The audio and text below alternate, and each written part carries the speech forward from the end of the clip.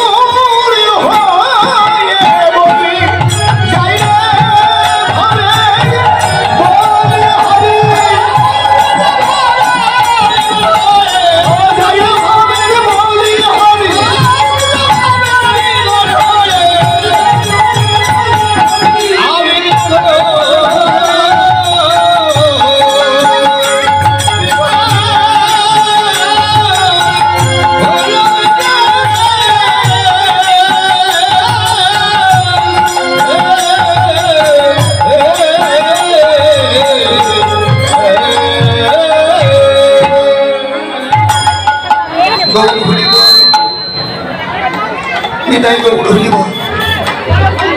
যেটা আদেশ সামনে একটু কমে গৌর হরিবল, নিতাই গৌর হরিবল, একটু চিকন করে দাও। গৌর হরিবল, নিতাই গৌর হরিবল। জয় নিতাই, জয় রাধেশ। আপাতত ধাম নবদ্বীপ, স্থান ষোলধনী গঙ্গার কুল। ব্রজ ভাবে বিভোর গৌর হল, ব্রজের কোন ভাবে? ব্রজের সবে মাত্র 5টি ভাব। আমার ছোট করে কথা বলার প্রয়োজন হয়েছে। কানে কানে কিছু কথা আছে, চোখের ইশারায় বোঝা যায়। কিছু কথা আছে মাথার ইশারা করলেও বোঝা যায়, কিন্তু কিছু কথা আছে হাতের ইশারা করলেও বোঝা যায়। আবার কিছু কথা আছে বদন দিয়ে বলা। তো এরকম কিছু কথা হলে সে কথাগুলো কানে কানে যদি শোনা যায় তাহলে হিসেবে নিতে হবে। কি হলো দেখো, চিচা কত বড়।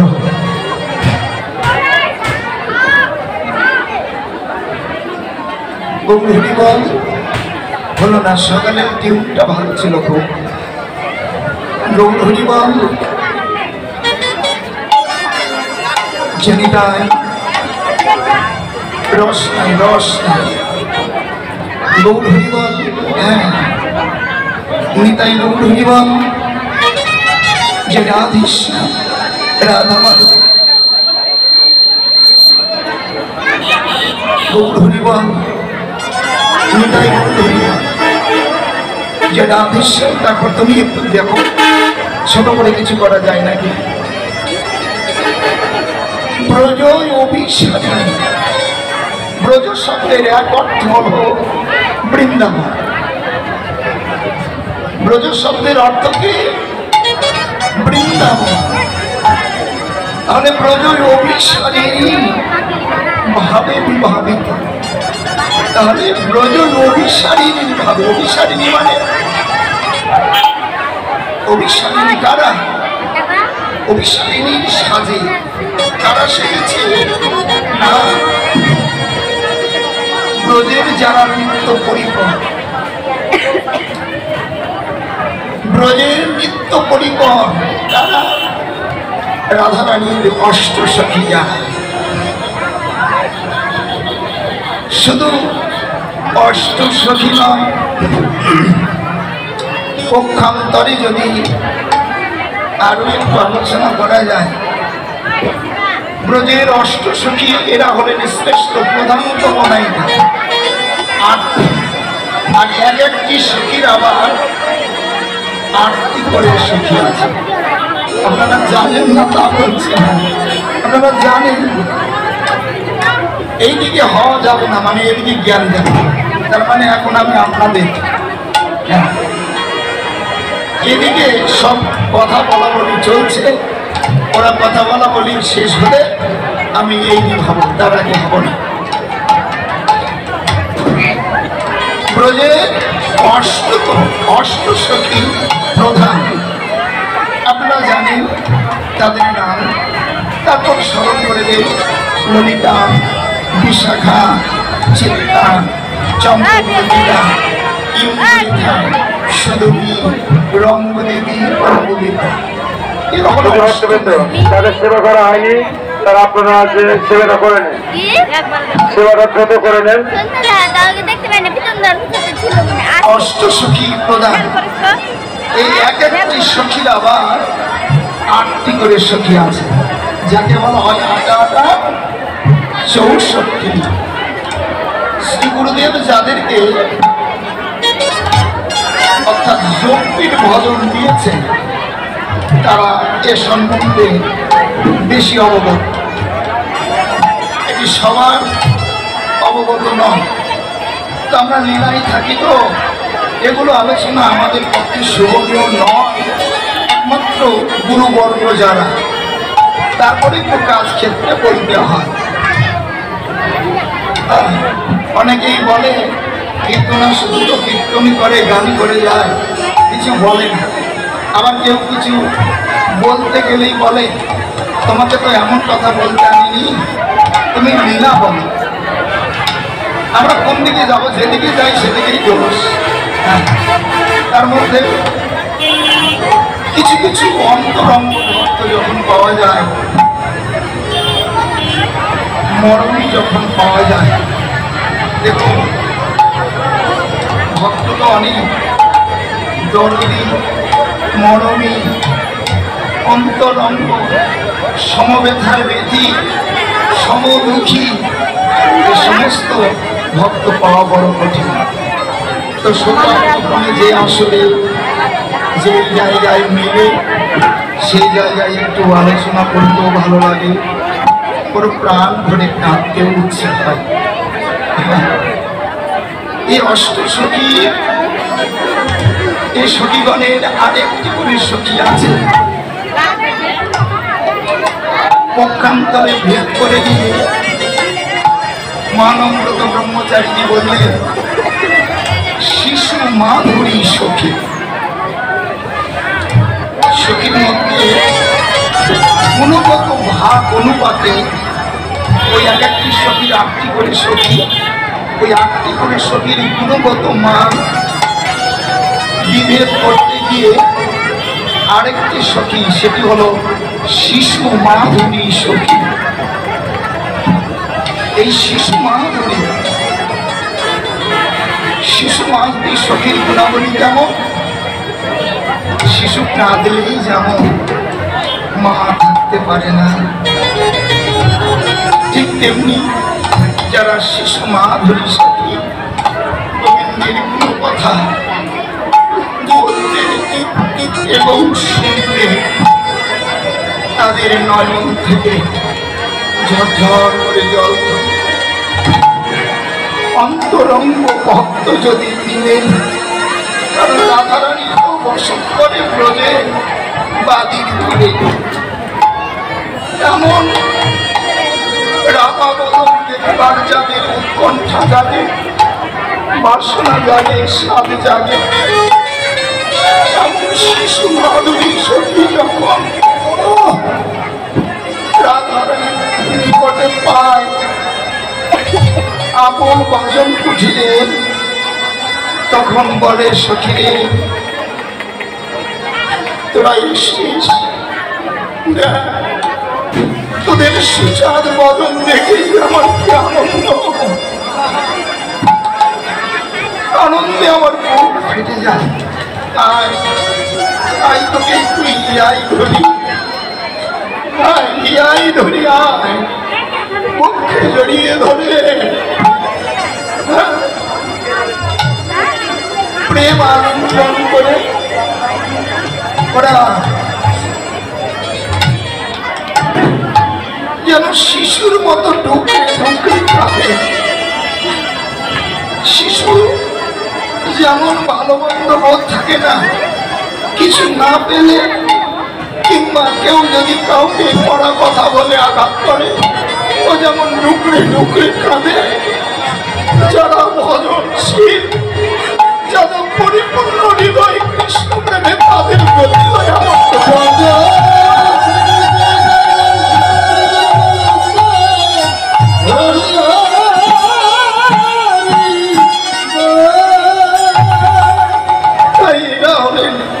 শিশু মাধুরী সখী, সহজ সরল শিশুর মতো হৃদয়, সহজ সরল শিশুর মতো প্রাণ। তাই কৃষ্ণ কথা শুনবে বলবে ওরা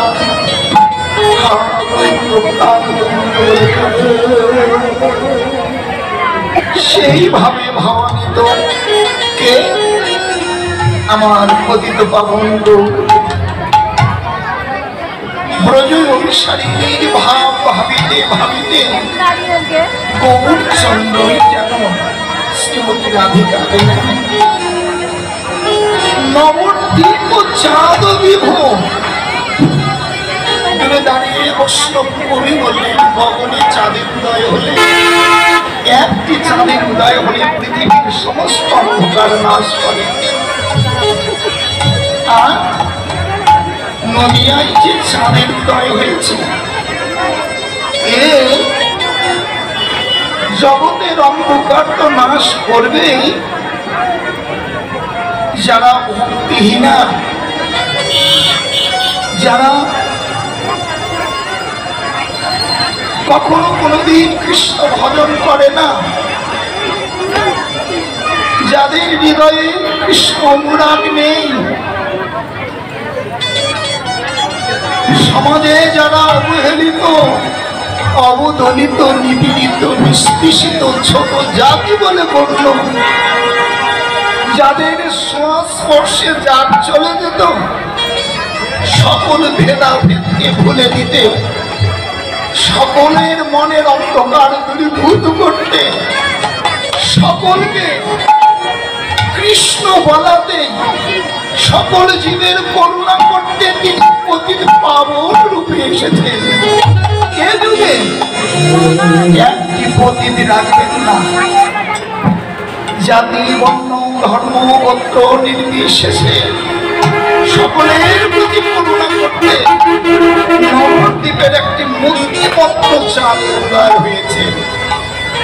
রসশাস্ত্র চৈতন্য চরিতামৃত বললেন, অকলঙ্ক চাঁদ দিল দর্শন, সকলঙ্ক চাঁদেরা কি বা প্রয়োজন। এত জানি রায়ু করল চন্দ্রের গ্রহণ, হরি নামে কৃষ্ণ নামে ভাসে বিভুবন। যেন সর্ব মর্ত পাতা একাকার করে দিতে, সকলকে কৃষ্ণ নাম প্রেম ও বন্যায় ভাষাতে তিনি যেন একটি মুক্তি মন্ত্র রূপ ধারণ করে এসেছেন। তাই প্রশ্ন কবি সরাসরি ওই কথাটি না বলে বললেন, নবদ্বীপ চাঁদ, মানে নবদ্বীপে একটি যেমন চাঁদের উদয় হয়েছে, সেটি কি নিষ্কলঙ্ক, অকলঙ্ক, তার কলঙ্ক নেই। গগনে চাঁদের কলঙ্ক আছে। এ চাঁদ শুধু পৃথিবীতে একদিন ষোলপালা পূর্ণ হয়ে আলো দিতে পারে, আর বাকি 16 পালা থেকে ক্ষয়নীয় হয়। চাঁদ পশ্চিমে যখন উদিত হয় দেখবে ক্ষয়নীয় হতে থাকে। ক্ষয়নীয় ভাবে উদয় হয়েছে।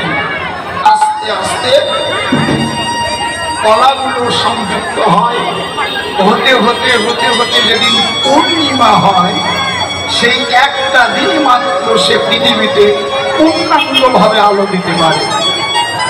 আবার ওই পূর্ণিমার পরে পর থেকে একটি করে কলা খসে পড়ে। এটি কেন আপনাদের জানা আছে না জানা নাই? এই যে চাঁদের 16 কলা পূর্ণ চাঁদ, এক একটি করে কলা খসে পড়ে কেন, এটি আপনাদের জানা আছে? তো লীলাভূমি, লীলাময় পুরুষোত্তম ভগবান পতিত পাবন, তিনি পূর্ণ ব্রহ্ম। রাধা কৃষ্ণের মিলিত তনু শ্রীকৃষ্ণ চৈতন্য শ্রীমন মহাপ্রভু কলিতে তিনি দুটি রূপ নিয়ে এক হয়ে দাঁড়িয়ে আসেন। তাই এখানে অন্য কিছু ভাবনার অবকাশে জন্মায় না অন্তরে। এই ভাবছেন কি ব্রজ অভিসারিণী ভাবিতে ভাবিত নবদ্বীপ চাঁদ বিভু, অর্থাৎ ব্রজ কিশোরীর ভাব ভাবিতে ভাবিতে গৌরচন্দ্রই যেন ব্রজ কিশোরী হলেন। এবার কিশোরী হয়ে কি করছেন? অন্তরঙ্গ ভক্ত পেয়েছেন কিনা? ওরে অভিনয়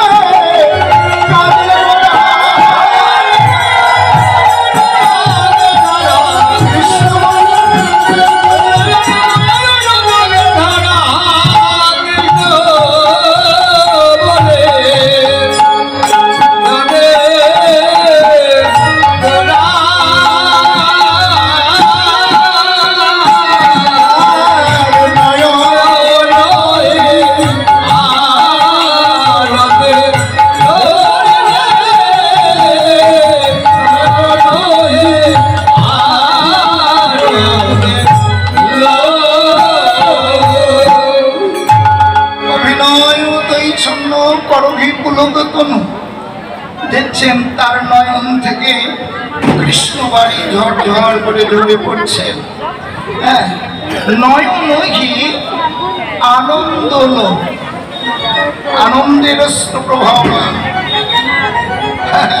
অন্তরঙ্গ ভক্ততে কৃষ্ণ কথায় আলাপনে তার নয়ন থেকে যেন অবিরত কৃষ্ণবাণী পরিশ্রম হচ্ছে। দূরে দাঁড়িয়ে বৈষ্ণব কবি বললেন, হে বিশ্ববাসী, দেখে নাও, এঁকে নাও আপন আপন ভজনের নয়ন দিয়ে। আজ যিনি অনন্ত কোটি জগতের রাজেশ্বর ভগবান শ্রীধাম নবদ্বীপে অবতীর্ণ হয়েছেন, অবতারিত হয়েছেন, নিজে আচরিয়া ধর্মজীবকে শিখাইতে ভগবান তার নয়ন থেকে কৃষ্ণ বলে যে কাদাই জীবের ভজন তিনি নিজে আচরণ করে দেখিয়ে দিচ্ছেন। তত্ত্বজ্ঞান বললেন, আশ্রয় করিয়া ভজে তারে কৃষ্ণ নাহি তাজে, আর সব মরে কারণ ও সম্বন্ধ লইয়া ভজে তারে কৃষ্ণ নাহি তাজে, আর সব জঞ্জালের কারণ। কারণ যদি কারো সম্পর্ক না থাকে তাহলে চাকরি কি করি, কিভাবে বুঝবি? তাই তো প্রভু আমার নিজে আশ্রয় করেছেন গুরু। মহাপ্রভুর গুরুদেব হলেন ঈশ্বরপুরী। ঈশ্বরপুরীর গুরুদেবকে ঈশ্বরপুরী গুরুদেব হলেন মাধবেন্দ্র পুরী, আপনাদের জানা আছে।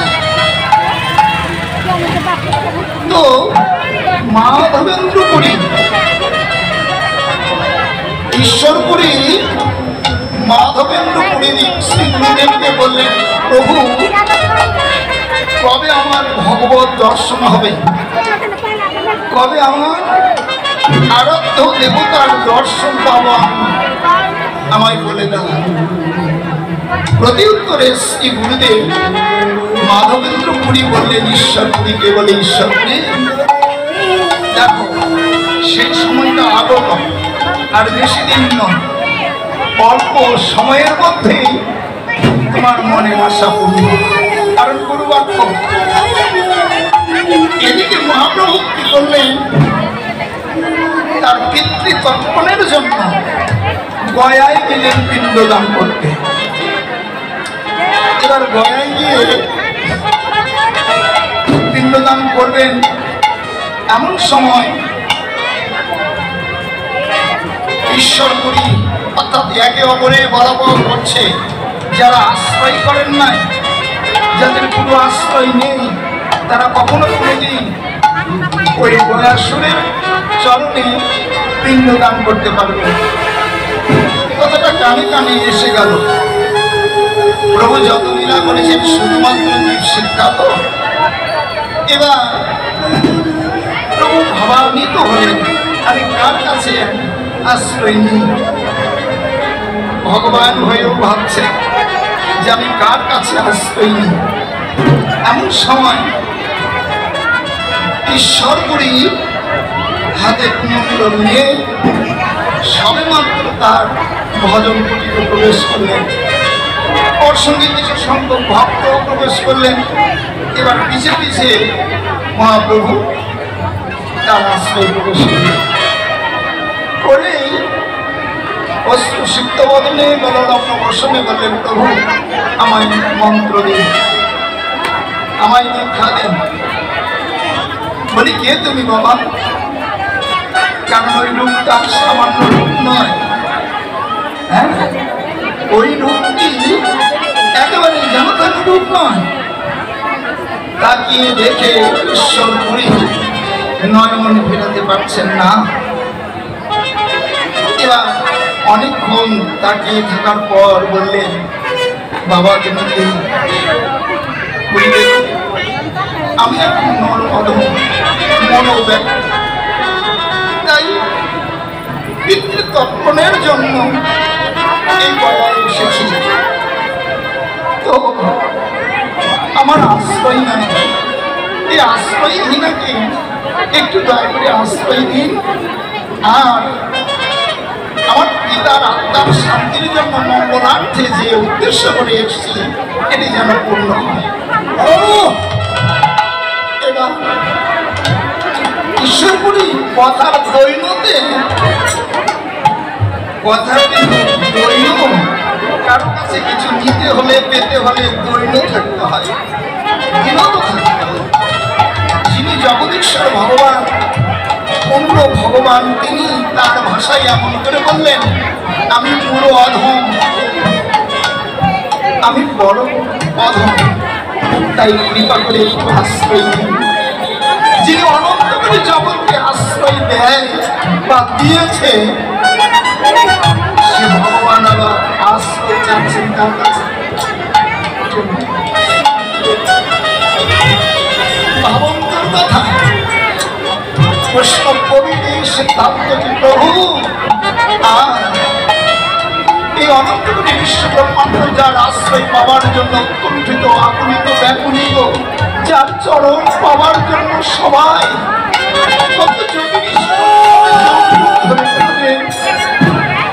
সে ভগবান কিনা আজ ঈশ্বরের কাছে এমন করে বলছেন তিনি আশ্রয়।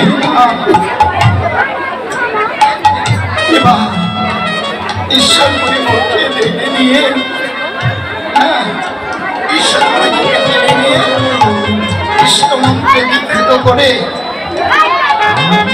তার যথাযথ কার্য সম্পূর্ণ করে কি করলেন, অনেক কথা ছোট করে বলি। এবার ঈশ্বরপুরীর চরণ সেবায় রত হলেন, অর্থাৎ গুরু চরণ সেবা। প্রতিদিন একটি সাধারণ মানুষের মতো গুরু সেবা যা কিছু প্রয়োজন ভগবান নিজেই তা করিয়ে জগৎকে শিক্ষা দিলেন। শ্রী গুরুদেবের প্রতিদিন স্নানের জল এনে দেওয়া এবং শ্রী গুরু চরণ সেবা করা, যাবতীয় গুরুদেবের যাবতীয় কর্ম, অর্থাৎ শ্রী গুরুদেবের মন জয় করা নিয়ে যা কথা। এ কারণে ডক্টর মানব্রত ব্রহ্মচারীজি বললেন, একটি গুরুদেবের অনেক হাজার হাজার শিষ্য, কিন্তু গুরু কৃপা সবার জীবনে হয়। গুরু কৃপা, গুরু আশীর্বাদ এটি সবার জীবনে হয় না। তাই তো স্বয়ং ভগবান ঈশ্বরপুরীর স্নানাদি তর্পণ সেরে মাথায় করে জল নিয়ে আসে, গঙ্গা জল এনে শ্রী গুরুদেবের স্নান করে। কোনো এক সময় গুরু চরণ সেবা করছে আর চরণ দুটো বালায়িত করছে। দূরে দাঁড়িয়ে বৈষ্ণব বললেন, হে ভগবান, এ কি তোমার কর্ম?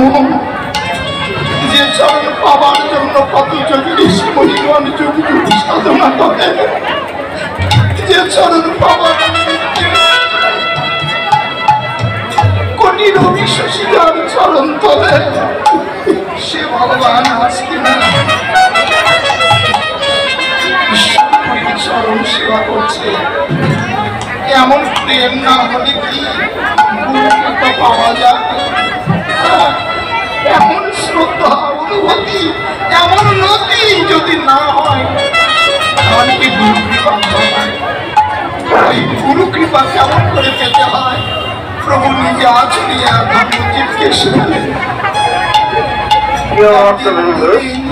ওনাদের সেবা হয়নি, এখনই জেনে যে সেবা করে নেই। আমাদের জন্য কিন্তু কিছু করে তো বন্ধ হয়ে যাবে। যারা সেবা করেননি এখনই চলে যান। একদিন দুদিন এমন করে কিছুদিন কেটে গিয়ে বললেন, প্রভু আমায় একটু আদেশ দিন, আমি ঘরে ফিরে যাব। ঘরে ফিরে যাব বলে এবার কি করলেন, শ্রী গুরুদেবের কাছে নির্দেশ দিয়ে বলে, যাও তুমি ঘরে যাও। ঘরে ফিরে এলেন। এমন সময় ঈশ্বরপুরী আবার শ্রী গুরুদেবকে বললেন, প্রভু তুমি তো আমায় বলেছিলে যে আমার ভগবত দর্শন হবে, কই এখনো তো হলো না, তাহলে কি আমি তোমার চরণ সেবার যোগ্য নয়? এমন সময় মাধবেন্দ্র পুরী গুরুদেব তো স্মরণ করে বললেন, মাধবেন্দ্র পুরী বলছেন ঈশ্বরপুরীকে, ঈশ্বরপুরী এ বলে তোমার ভগবত দর্শন হয়নি, তোমার ভগবত দর্শন হয়ে গেছে, শুধুমাত্র তুমি উপলব্ধি করতে পারো।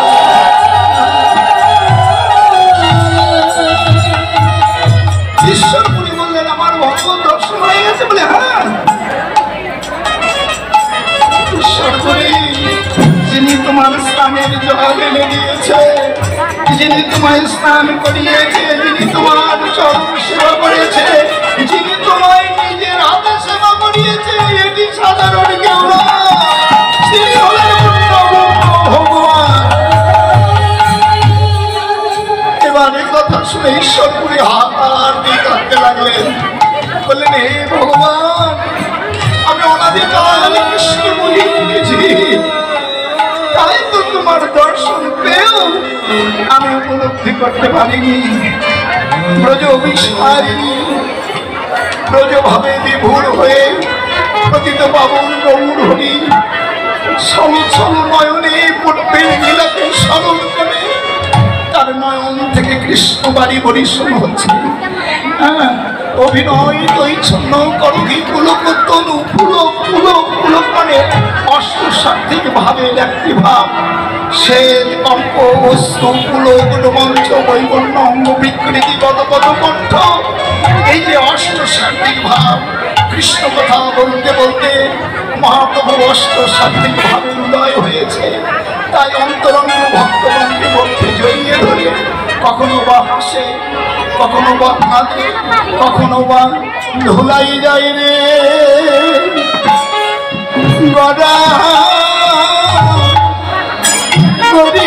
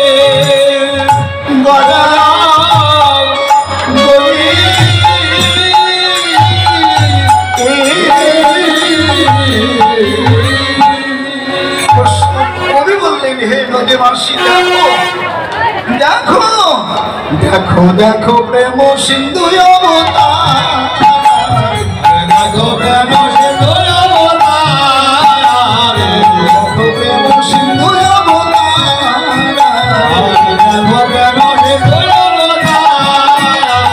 আর কহিব না দেব বলো নাহি রাধে রাধে, আর কহিব না দেব বলো নাহি রাধে রাধে, আর কহিব না দেব বলো নাহি রাধে রাধে দিল।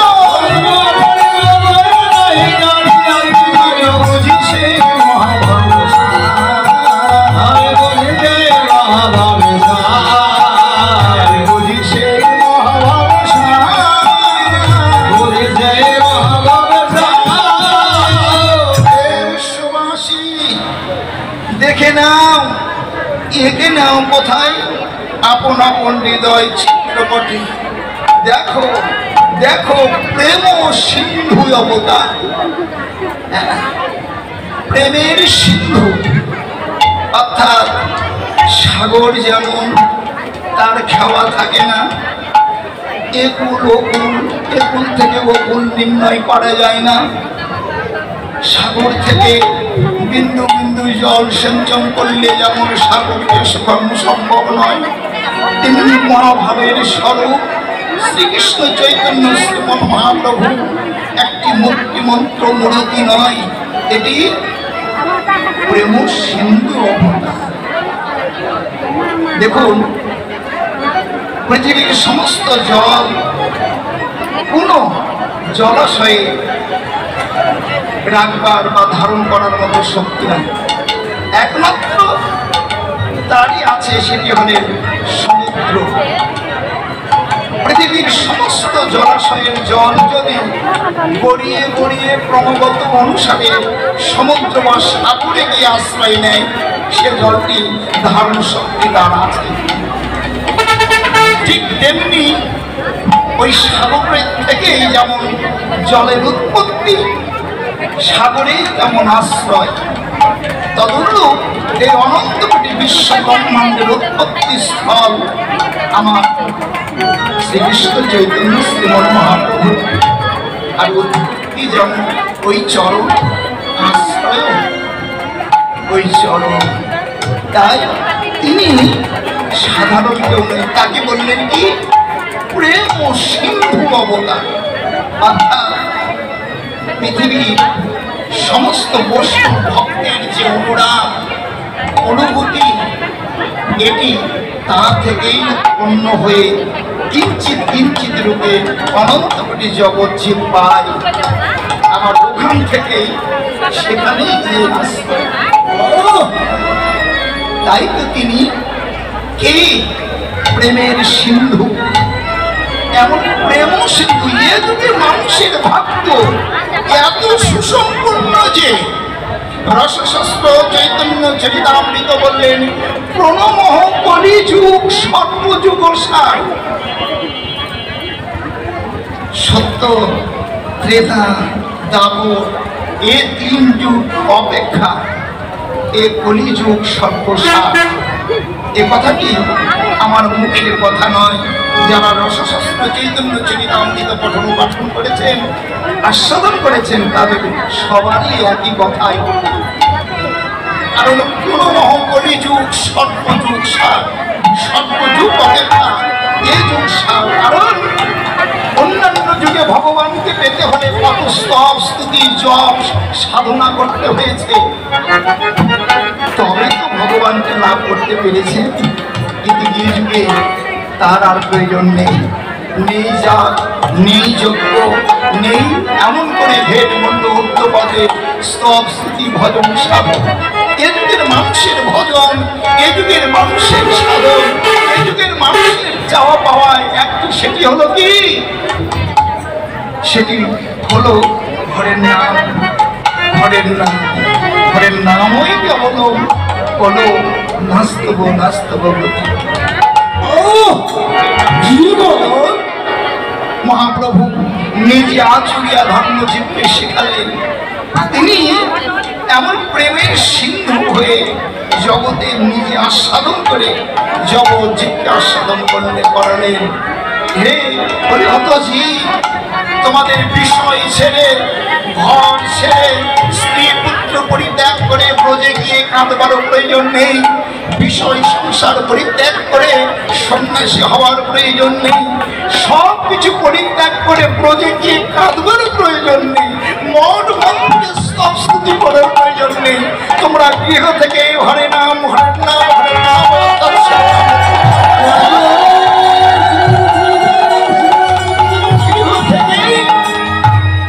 ভগবানকে মেনে গৃহ থেকে ভগবানকে পাওয়া যায়।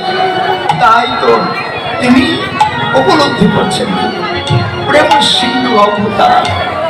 ওরে নিঃসবদ মন্দন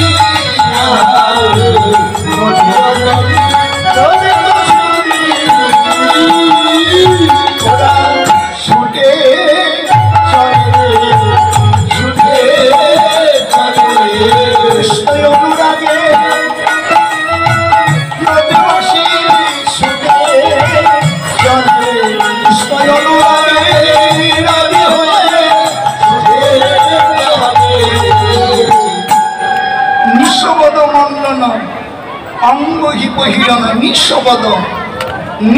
নিঃশবদ মানে সারা শব্দ পর্যন্ত নেই। যারা গৌরভাবে বিকলিত হয়, কৃষ্ণভাবে ভাবান্বিত হয়, তাদের দেহ থাকে ঘরে, কিন্তু প্রাণ ভক্ত সঙ্গ অভিনবাসে তারা ছেড়ে চলে যায়। অদ্ভুত লীলা, এই অদ্ভুত লীলা তাদের পক্ষেই শোভনীয় হয়। একমাত্র যারা ভাবুক, জ্ঞানী নয়, গুণী নয়, বিদ্যান নয়, পণ্ডিত নয়, রূপবান নয়, রূপবতী নয়, কেউ নয়, একমাত্র যারা ভাবুক তারাই এই সমস্ত লীলা আস্বাদন। এই জীবনে সবাই আমরা গৃহ মাস এবং সংসারে বসত করি। মায়াবদ্ধ, কামনা বাসনাবদ্ধ জীব, সংসারবদ্ধ জীব, তাদের কৃষ্ণ প্রেম শূন্য। কোনো ভাগ্যবান ভাগ্যবতীর হৃদয়ে কৃষ্ণ প্রেম হয়, সংস্পর্শে। আচ্ছা, সংসার সুখী হয় কিসের গুণে? পুরুষের গুণে? হ্যাঁ, কিসের গুণে? ও, তাহলে আমারই ভুল হয়ে গেল। সংসার সুখের হয় রমণীর গুণে। ও, পুরুষের গুণে হয় না। দেখেছেন আপনারা, তাহলে জানেন। তবে সব রমণীর গুণে নয়। কৈকেয়ীর মতো যদি কেউ হয়, তাহলে তার শাখা সিঁদুর তো যাবে, তার সর্বনাশ ঘটে। কৈকেয়ীর মতো যদি কেউ হয়, তাহলে কি হলো? সংসার সুখের হলো? সংসার সুখী হলো না, সংসারে দুঃখ এলো। সংসার সুখী হয় রমণীর গুণে। সেই রমণীর গুণে 5টি সতী। আপনারা জানেন স্বর্ণ করে কয়টি সতী? এই সতীগুলোর নাম জানেন? হরিবল। হে বৃন্দাবনবাসী, এই ছত্রাজিৎপুর সর্বজনীন রাধা গোবিন্দ মন্দির প্রাঙ্গণে আজকের 24 প্রহর লীলাযোগ্য অনুষ্ঠানের সেই দিন চলছে। হ্যাঁ, এই দাদারা আপনাদের দাঁড়ে দাঁড়ে যাচ্ছে একটু বৈষ্ণব সেবার নিমিত্তে তথা মন্দির অসমাপ্ত রয়েছে মন্দিরটি সংস্কারের জন্য। আপনারা যে যা পারেন মুক্ত হস্তে দান করবেন। আপনাদের দাঁড়ে দাঁড়ে যাচ্ছে, সবাই মিলে একটু দান দক্ষিণা করে তাদের আশা পূর্ণ করবেন। আর সবাই মিলে একটু ধরে জয় ধরে নিয়ে যাবেন।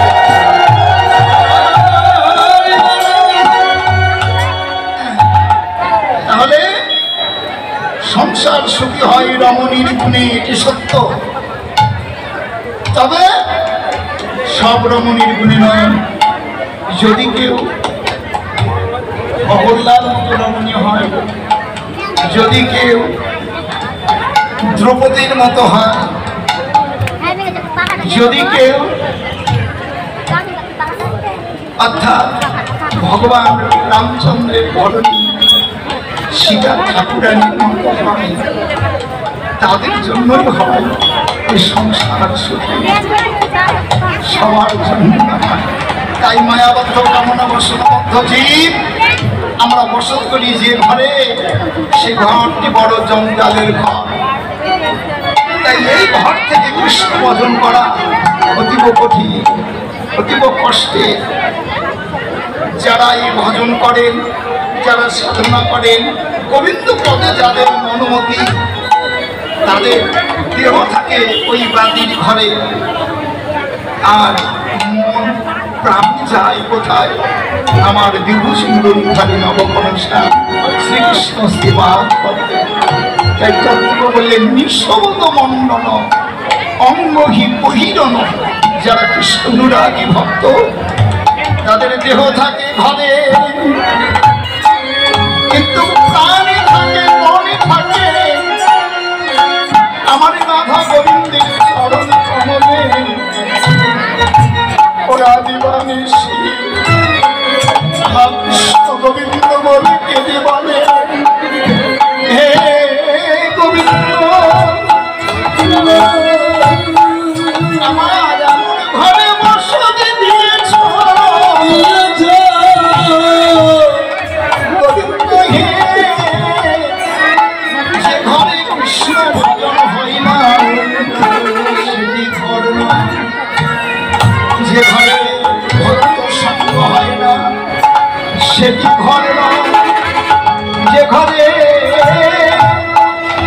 বৈষ্ণব ভক্তের আগমন ঘটে না, বৈষ্ণব ভক্তের সেবা হয় না,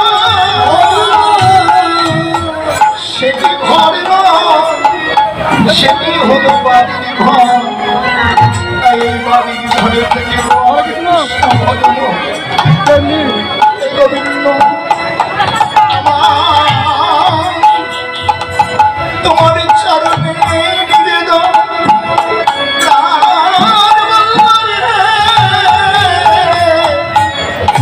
আমার জন্মে কৃষ্ণ ভজন হলো না,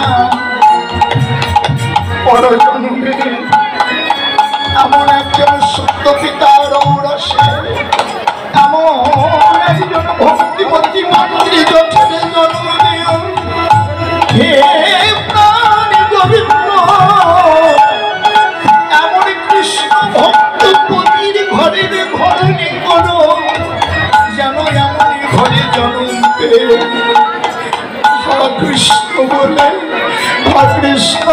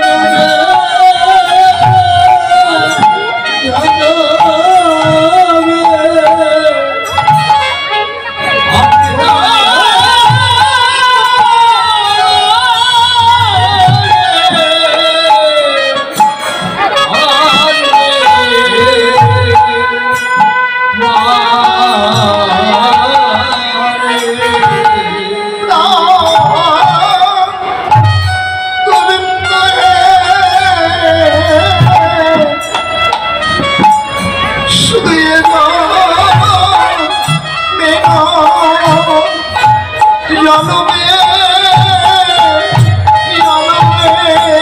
তোমার ওই চরণে যেন আছে মতি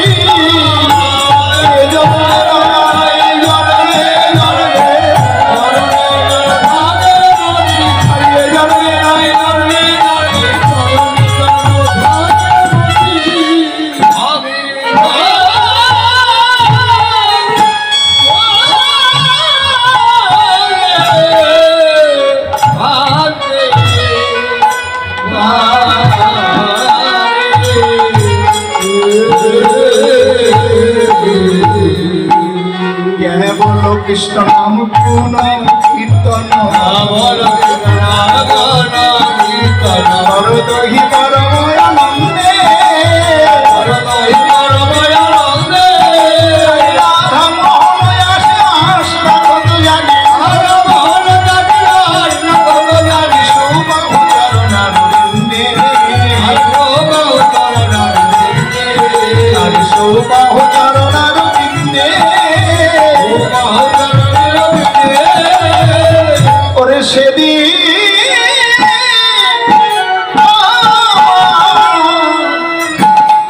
কবে